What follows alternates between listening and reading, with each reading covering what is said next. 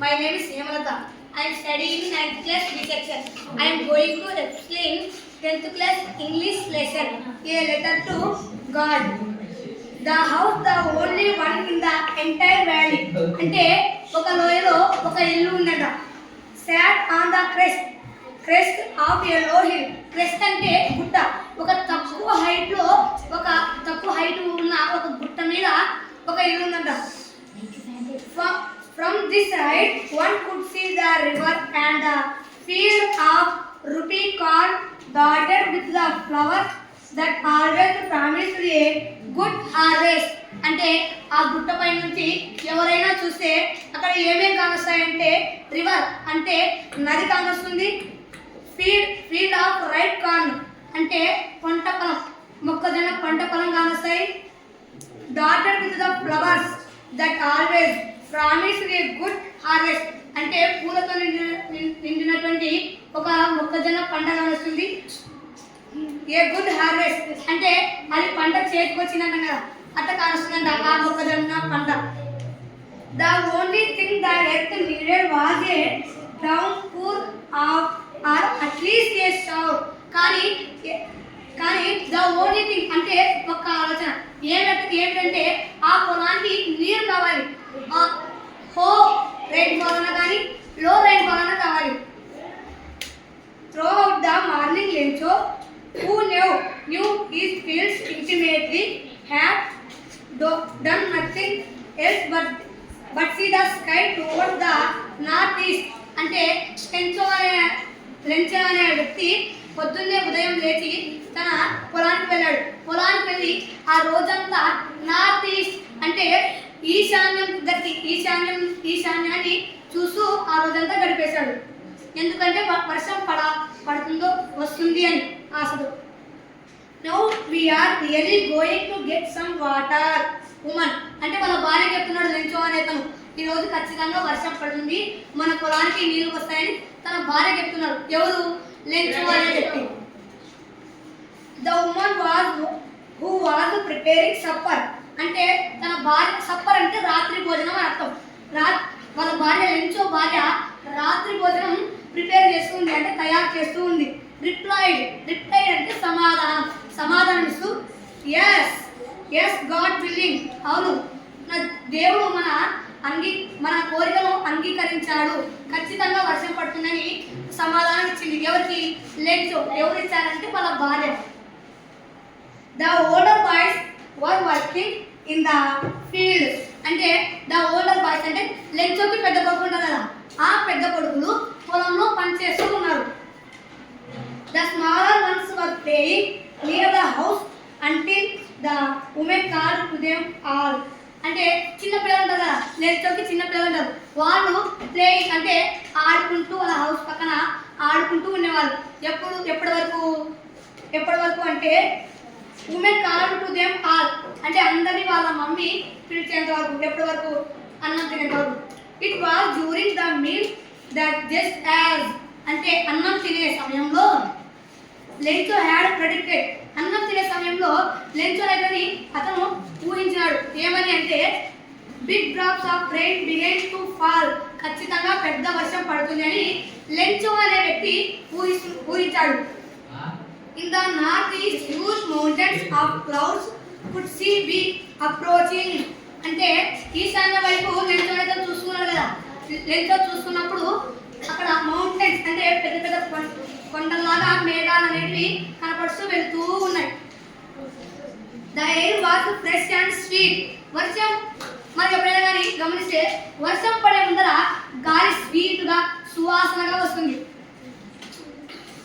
The man went out for no other reason that to have the pleasure of feeling the rain on his body అంటే pleasure అంటే happy.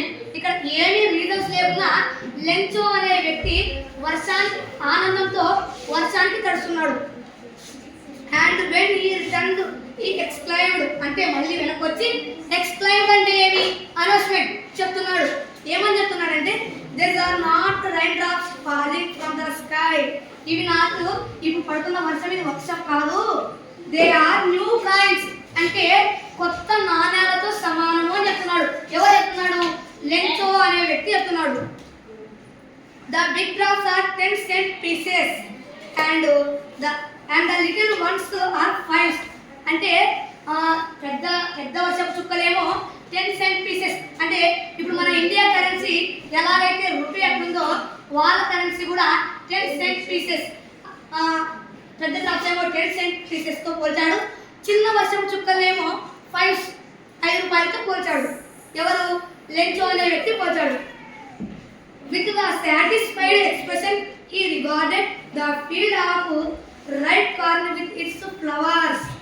అంటే ఎందుకంత ఆనందంతో ఉన్నాడంటే తన మొక్కజొన్న పంట అనేది ఎంతో ఫ్లవర్స్తో నిండిపోయింది కాబట్టి అన్నాడు. Dropped in a curtain of rain. ఇప్పుడు వర్షం పడే ముందర దానదానగా వర్షం పడే ముందర ఆ మొక్కజొన్న పంటపై ఇప్పుడు మనం కట్టారంటే వాటికి బట్ట కట్టాం కదా, ఆ బట్ట ఎలాగైతే కప్పుబడి ఉందో అలాగా ఆ వర్షం పడుతున్నప్పుడు మొక్కజొన్న పంటపై ఒక కర్టైన్ లాగా కప్పబడి ఉందంట. But suddenly strong wind began to blow and along with the rain very large hailstones began to fall. అంటే సడన్లీ అంటే అకస్మాత్తుగా ఒక పెద్ద గాలి, విండ్ అంటే గాలి, బ్లో అంటే వీచడం, ఒక పెద్ద గాలి వీచడం మొదలుపెట్టింది. అండ్ అలా అంటే దానితో పాటు వర్షం కూడా మొదలైంది.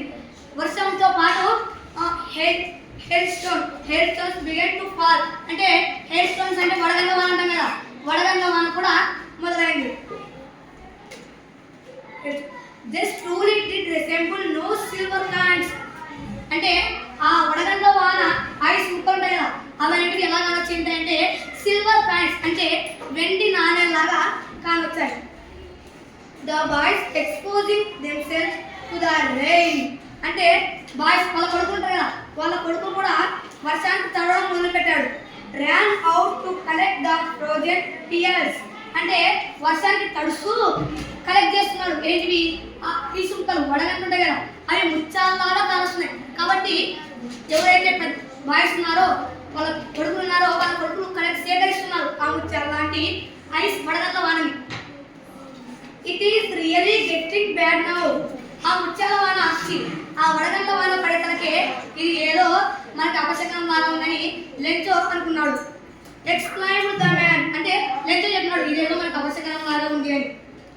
I hope it passes quickly అంటే తొందరగా, ఈ వర్షం తొందరగా ఆగిపోతుందేమో అని లెంచో అనే అతను అనుకున్నాడు.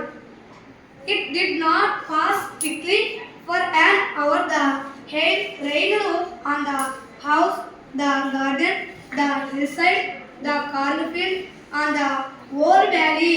కానీ ఆ వర్షం ఆగిపోలేదు.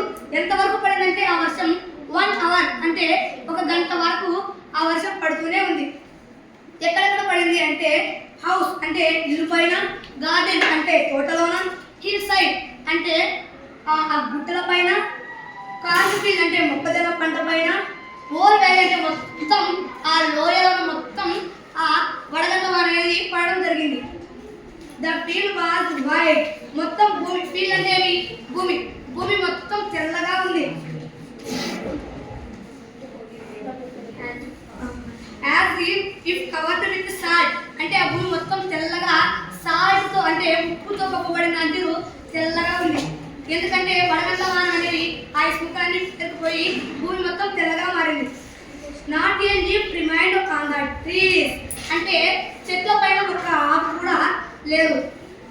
The corn was totally destroyed అంటే నాశనం కావడం. మొత్తం ఆ మొక్కజొన్న పంట ఏదైతే ఉందో మొత్తం నాశనం అయిపోయింది అనమాట ఆ వడగండ్ల వానకి. The flowers were gone from the plants.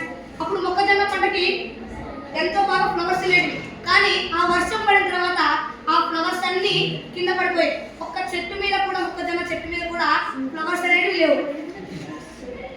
Lencho soul was filled with sadness. Soul అంటే మనసు, సాడ్నెస్ ఫీల్డ్ అంటే నింపబడింది, సాడ్నెస్ అంటే బాధ. అంటే లెంచో అనే అతని మనసు బాధతో నిండిపోయింది. ఎందుకంటే వడగండ్ల వాన వచ్చి తన కార్న్ ఫీల్డ్ అంటే మొక్కజొన్న పంటని పాడు చేసినందుకు. When the storm had passed, he stood in the middle of the field and said to his Sons, అంటే ఆ వడగండ్ల వాన అయిపోయిన తర్వాత పొలం మధ్యలో లెంచో అనే వ్యక్తి నిలబడి తన కొడుకులు చెప్తున్నాడు. ఏమని అంటే, a few of lookouts would have left more than this, అంటే లుకౌట్స్ అంటే మిడతల దండు వచ్చినా కానీ మనకు అంతో కొంత మిగిల్చేది ఈ వడగండ్ల వాన వచ్చి the head has left nothing, ఈ వడగండ్ల వాన వచ్చి కొంచెం కూడా మనకి మిగల్చలేదు. The year we will have no corn, ఈ సంవత్సరం అంతా మనకి మొక్కజొన్న పంట లేదు. That night was a sorrowful one, ఆ రాత్రంతా ఆ మొక్కజొన్న పంట పాడినందుకు ఆ రాత్రంతా చాలా బాధాకరంగా గడిచింది. That night was A all our work for nothing, మనకి ఇంకా ఏమీ పని లేదు. there's no one who can help us, మనకి హెల్ప్ చేసేవాళ్ళు అంటే సహాయం చేసేవాళ్ళు కూడా ఎవరు లేరు. we will all go hungry this year, ఈ సంవత్సరం అంతా మనం ఆకలితో ఉన్నానని తన కొడుకులకి లెంచో చెప్తున్నాడు.